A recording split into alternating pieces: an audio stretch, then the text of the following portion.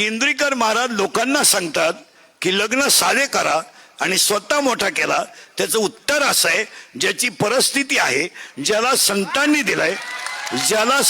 दिलंय आणि ज्याच्यावर ज्ञानोबरायाची कृपा आहे त्याने जरूर करावं. गुरु ब्रह्मा गुरु विष्णू गुरुदेव महेश्वरा गुरु साक्षात परब्रह्म तस्मै श्री गुरुवे नमः. आजच्या या मंगलमय प्रसंगी जमलेले आपतिष्ट मित्र परिवार, पाहुणे मंडळी, महाराष्ट्रातील नामांकित गायक गुणीजन मंडळी, सगळ्यांचे आभार शब्दामध्ये आपल्याला मानता येणार.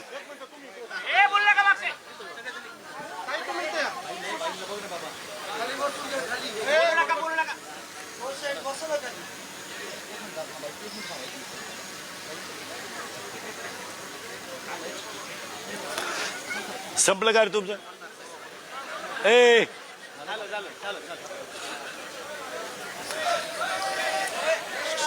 सगळ्यांच्या शब्दामध्ये आभार मानणं माझ्याकडून शक्य नाही, परंतु आजच्या विवाह सोहळ्याबद्दल साखरपुड्याची चर्चा जशी महिनाभर चालली तशी ही चर्चा 1 वर्षभर आरामशीर चालेल. आणि बऱ्याच लोकांची अशी शंका आहे की इंदुरीकर महाराजांनी मुलीचं लग्न का एवढं मोठं का केलं. तर लोकांचा पहिला एक शंका आहे की इंदुरीकर महाराज लोकांना सांगतात की लग्न साधे करा आणि स्वतः मोठा केला. त्याचं उत्तर असं आहे, ज्याची परिस्थिती आहे, ज्याला संतांनी दिलंय आणि ज्याच्यावर ज्ञानोबरायाची कृपा आहे त्याने जरूर करावं. पहिली शंका आहे. दुसरी बस खाली. दुसरी एक ओरड आहे की एवढे आज जरा जेवण झालं, त्यात 2-3 कमेंट पडल्या जेवणाच्या की इंद्रिकर महाराज एवढं जेवण घालतात, मग त्यांनी मठ्ठ्यावर मी बोलतो, मग त्यांनी मठ्ठा केला का? तर पहिला प्रश्न, तो मेठ्ठा मी माझ्या सगळ्या कार्यक्रमातून वजा केला, म्हणजे त्याच्याबद्दल बोलायचं तुम्हाला राईट नाही. दुसरी गोष्ट, बऱ्याच लोकांनी गुलाबजांबूची चर्चा केली, तो लांब असावा. मी गुलाबजांबू केलाच नाही, हा दुसरा मुद्दा केला. तिसरा मुद्दा असा होता लोकांचा की बऱ्याच आज दिवसभर ओरड होत्या की तिसरी गोष्ट अशी होती, महाराष्ट्रीयन जेवण असावं. लोकांनी तसं काय केलं तर रात्री, सकाळी आणि आत्ता आपण जे जेवण केलंय, आम्ही शुद्ध सात्विक वारकरी माणसं आहोत. आम्ही महाराष्ट्रातली आहोत, छत्रपतीच्या रक्ताची आहोत. आम्ही दुसरं पदार्थ खाऊ शकत नाही. हे पहिली गोष्ट आहे. मग बऱ्याच लोकांची उद्या एक शंका राहील की ह्या माणसाने एवढा कार्यक्रम मुलीचा का केला. महाराज, तुम्हाला बसणाऱ्याला माहित नसेल, आमची मुलगी आणि मुलगा आज मोठा झाला हे तुम्हाला आज दिसतं. आज माझी मुलगी मोठी झाली हे दिसतंय, पण आम्ही दोघं कीर्तनकार असताना माझ्या मुलीला आणि माझ्या मुलाला कधीही वडिलांचं सुख कधी मिळालं नाही. 3 महिन्याची माझी मुलगी असताना दुसऱ्याच्या घरामध्ये ठेवून आम्ही कीर्तन केली. माझ्या मुलांनी 10वी पर्यंत आतापर्यंत त्यांची वडिलांचा संपर्क कधी आला नाही. तुम्हाला पाहिजेच असेल तर शास्त्री बसलेले आहेत. माझा स्वतःचा मुलगा नामदेव शास्त्रींकडे शिकायला त्यांच्याकडे आहे. त्यांनी सांगावं, मी 3 वर्षामध्ये माझ्या स्वतःच्या मुलाला सुद्धा भेटायला गेलो नाही.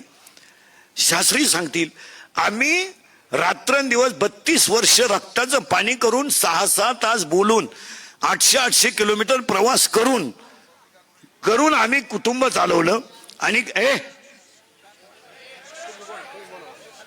आणि कुटुंब बंद कर दे, खरं ना बंद. कुटुंब चालवत असताना आम्ही नुसतं कुटुंबच नाही चालवलं, तर समाजाच्या देणेदारीतून आम्ही कोणत्या क्षेत्रात कमी पडलो नाही. बसलेल्या कोणत्याही माणसाने सांगावं की आम्ही कोणतंही क्षेत्र असो, मंदिर बांधायचं आम्ही पुढेच आहोत, सप्ताह करायचा आम्ही पुढेच आहोत, विद्यालय चालवायचं आम्ही पुढेच आहोत. अनेक लोकांनी विद्यालय चालवले असतील, पण आतापर्यंत 1 रुपया न घेता 13 शिक्षकांना नोकरी देणारा एखादी संस्था मला महाराष्ट्रात दाखवा, ती माझ्याकडे आहे. की ज्यांच्या माझ्याकडे 15 लोक काम करतात, 1 रुपया न घेता मी विद्यालय घेतलं आणि आतापर्यंत विद्यालयाला 5वी ते 10वी पर्यंत चाचणीची फी सुद्धा नाही असं विद्यालय मी चालवतो. परंतु मला ट्रोल करताना ही गोष्ट काय केली जाते त्याचं उत्तर प्रत्येकाने जीवनामध्ये सापडलं पाहिजे. आता या गोष्टी आता उद्या प्रश्न उभा राहील, एवढा खर्च यांनी उपलब्ध केला कसा, हे पैसे यांनी आणले कुठून. मग काही एक वर्ग असं म्हणेल जनतेतेच गोळा केले आणि जनतेला दिले, दुसरा वर्ग असा म्हणेल त्यांनी जनता लुटली, तिसरा वर्ग असा म्हणेल त्याला सगळ्यांचं समर्पक उत्तर आहे माझ्यावर प्रेम करणारी जेवढी भक्त मंडळी आहे त्या भक्त मंडळीने 90% लग्नाचा खर्च स्वतः केलेला आहे, स्वतः केलेला आहे. स्वदेश प्रॉपर्टी असेल, कातोरे साहेब असतील, आमचे सगळे मित्रपरिवार असेल, तुम्ही बँडवाल्याला विचारा, मंडपावाल्याला विचारा, आचार्याला विचारा, आतापर्यंत माझ्याशी 26 वर्षात एकाही बँडवाल्याने आचार्याने व्यवहार केला नाही. त्यामुळे तो ट्रोल करण्याचा कोणालाही अधिकार नाही. ज्यांना आता आम्हाला देणाऱ्यांनी दिलाय त्यामुळे त्याच्यावर चर्चा व्हायचं काही काम नाही. आता फक्त मी तुम्हाला एवढंच सांगेल की ते ट्रोल करा का, हा ज्याच्या त्याच्या बौद्धिक पातळीचा प्रश्न आहे. मी किती सांगितलं तरी 1.5 लाख रुपये जरी देऊन सोन्याची नळी आणली तर कुत्र्याचं शेपूट सरळ होत नाही हा सिद्धांत. म्हणजे सोन्याच्या नळीत जरी घातलं तरी त्याच्यामध्ये ते होणार नाही. त्याला एक शब्द सांगतो बाबा, सांगू का शास्त्री? हा सांगू का?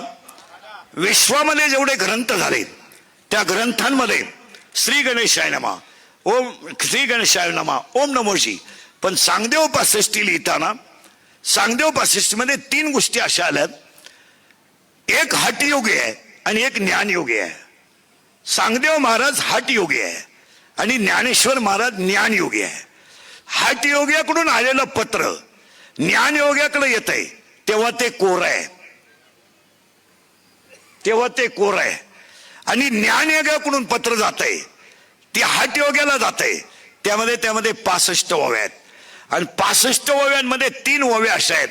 ज्ञानोबाईने इतके सुंदर 3 शब्द वापरले. अलंकार तुम्ही कोणताही करा, अलंकार तुम्ही कोणताही करा आणि त्याला कोणताही आकार द्या, पण अलंकार सोन्याचं सोने पण सोडत नाही.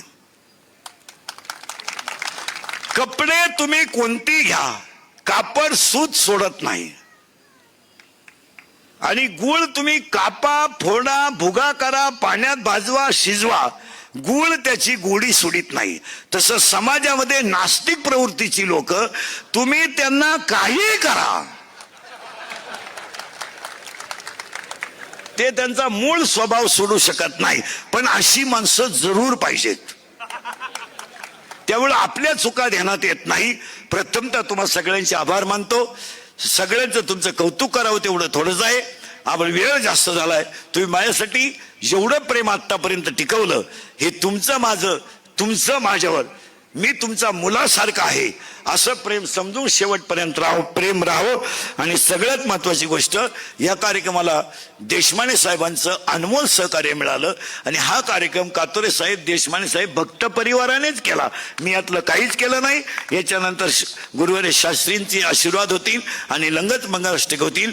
एक विनंती आहे, जेवण सगळ्यांनी करून जायचंय. जय हिंद, जय महाराष्ट्र. मूलगंध